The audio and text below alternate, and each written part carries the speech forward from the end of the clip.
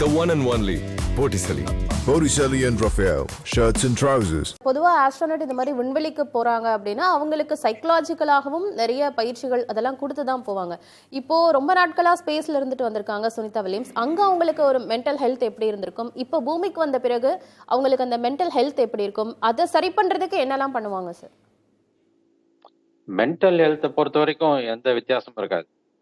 Physical fitness தான் important. அங்கே zero கிராவிட்டியில் இருக்கிறதுனால நம்ம காலை ஊனி நிற்காததுனால காலுக்கும் தசை நார்களுக்கும் வேலை கிடையாது. எந்த ஒரு வலுவான பொருளையும் நம்ம எளிதாக தூக்கிவிட முடியும் அங்கே. இப்பொழுது பூமிக்கு திரும்பும்போது அது ஒரு 100 மடங்காக தெரியும் உங்களுக்கு. அங்கே ஒரு கிலோகிராம் இருக்க பொருள் இங்கே 100 கிலோகிராம் இருக்கிற மாதிரி உங்களுக்கு தெரியும். உங்களால் உடனே அதெல்லாம் செய்ய முடியாது.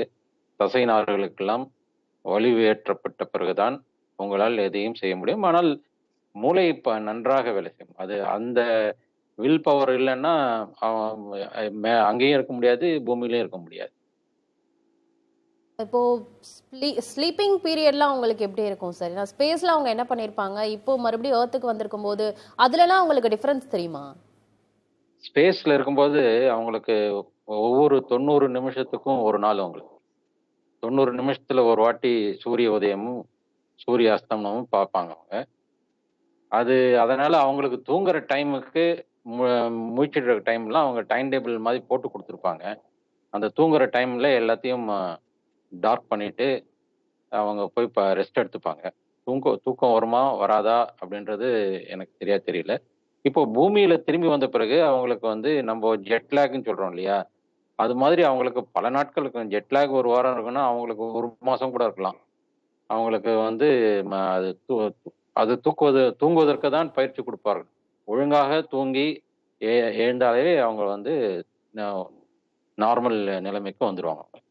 இப்போ ஸ்பேஸ்ல இருந்துட்டு வராங்க அப்படின்னா அங்கேயும் இப்போ பூமிக்கும் அவங்க என்ன மாதிரியான வித்தியாசங்களை வேறுபாடுகளை உணருவாங்க சார்? புவியீர்ப்பு சக்தி தான் முக்கியமானது. அது அது பூமியோட புவியீர்ப்பு சக்திக்கு ஏற்பாக அவங்க தன்னை அட்ஜஸ்ட் செய்து கொள்ள வேண்டும். அதன் பிறகு அட்மாஸ்பியரிக் ப்ரெஷர். இப்போ விண்வெளியில் இருக்கும்போது அவங்க எப்பவுமே அந்த ஸ்பேஸ் சூட்ல தான் இருப்பாங்க.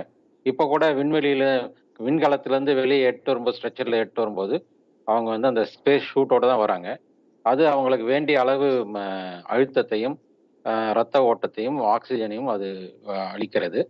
இப்போ பூமிக்கு வந்த உடனே அவங்களால இங்க இருக்க ப்ரெஷருக்கு மூச்சு இழுத்து விடுறது அவங்களுக்கு கொஞ்சம் சிரமமா இருக்கும். இது எப்படி நம்ம இமயமலைக்கு மேலே போனால் நம்மளால மூச்சு இழுத்து விட முடியாது, அதே மாதிரி அங்கே வாழ்றவங்க கடல் சமநிலைக்கு வரும்போது அவங்களால சரியாக மூச்சு இழுத்து விட முடியாது. இது போன்ற உபாதைகள் அவர்களுக்கு இருக்கும். மேற்கொண்டு நான் ஒரு விஷயம் சொல்ல விரும்புகிறேன். அவர் திரு வெங்கடேஸ்வரன் சொன்னது போல இது ஒன்றும் அச்சப்படுவதற்கோ ஆச்சரியப்படுவதற்கோ ஆன விஷயம் அல்ல.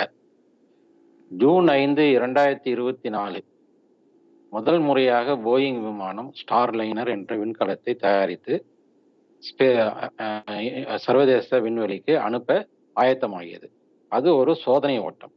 அந்த சோதனை ஓட்டத்திற்கு மிக அனுபவம் வாய்ந்த திறமை வாய்ந்த 2 விண்வெளி வீரர்கள் அவர்கள் தேவைப்பட்டார்கள். இவர்கள் 2 பேரும் அவங்க கான்ட்ராக்ட்ல எடுத்துட்டு போறாங்க. எடுத்துட்டு போயிட்டு அவங்களால திருப்பி கூட்டு வர முடியல. அது ரீசன்லாம் வேற.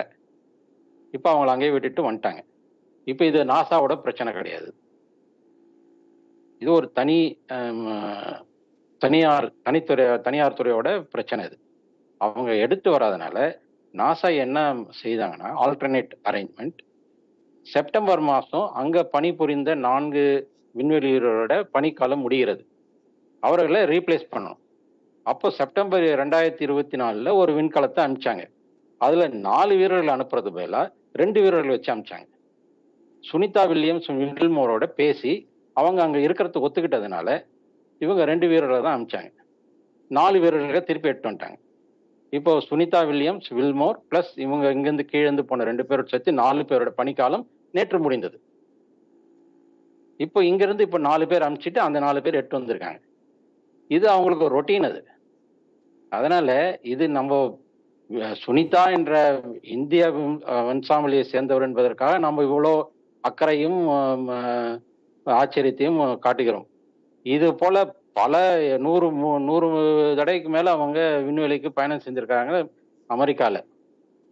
அமெரிக்கால எத்தனையோ தனியார் நிறுவனங்கள் இந்த வேலையை செய்து கொண்டிருக்கிறார்கள். இப்பொழுது நாசா அவர்களாக எதுவும் செய்வதில்லை, எல்லாமே கான்ட்ராக்ட் விட்டு தான் செய்யறாங்க. இந்த ஸ்பேஸ் எக்ஸ் நிறுவனம் அப்பேற்பட்ட ஒரு நிறுவனம்.